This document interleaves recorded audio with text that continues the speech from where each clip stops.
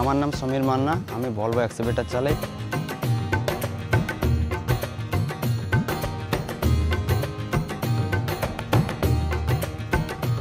Volvo excavator নিয়ে আমি যত মাটির কাজ আছে সব কাজ করি, যেমন খালি মাটি কাটা হয়, নদী বাঁধের কাজ করি, যাবতীয় মাটির কাজ আমি।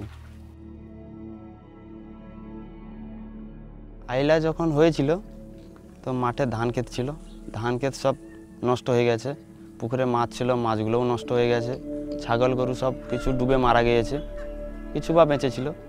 গাছপালা তো কিছু ছিল না, নোনা জল ঢোকার তরে গাছপালাগুলো সব নষ্ট হয়ে গেছে। তো থাকার জন্য বাড়িও পাচ্ছিলাম না, তো স্কুলে যেয়ে আমরা ছিলাম। তো ওখান থেকে আমাদের রান্না বান্না কিছু হতো না, ও সরকার থেকে ওরা খাবার টাবার নিয়ে আসতো, ঠিক আছে। তো তাই খেয়ে আমরা জীবনযাপন চালাই।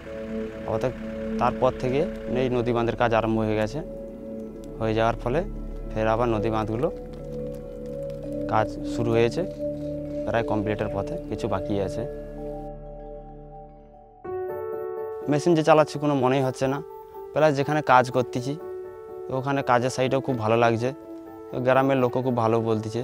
ওদের নদীর বাঁধকে আটকে দিয়েছি, জল ঢোকার ব্যবস্থা আর নাই, তো ওখান থেকেও খুব ভালো লাগছে। কাজটা বন্ধ থাকে তখন আমরা কোথাও পিকনিকে বেরিয়ে যাই, প্রায় এখানে নদী আছে, নদী থেকে আমরা নৌকো নিয়ে কোথাও বেড়াতে চলে যাই, মার্কেট আছে, মার্কেটে ঘুরতে যাই, প্রায় বন্ধুদের সাথে খুব এনজয় করি, খুব ভালো লাগে। সুন্দরবনে একটা ইন্টারেস্ট জিনিস হচ্ছে বাঘ আছে, প্লাস এখানে যে জঙ্গল আছে, আমরা জঙ্গলে তো এমনিতেই ঘুরতে যাই, এখানে গ্রামের মানুষরা যারা এই নদীতে মাছ ধরতে যায় এদেরকে অনেকগুলো কুমির নিয়ে চলে যায় অনেক সময়। প্রায় অনেক সময় জঙ্গলে কাঁকড়া ধরতে গেলে বাঘের সাথেও তো অনেক সময় মারাপিট হয়, ঠিক আছে।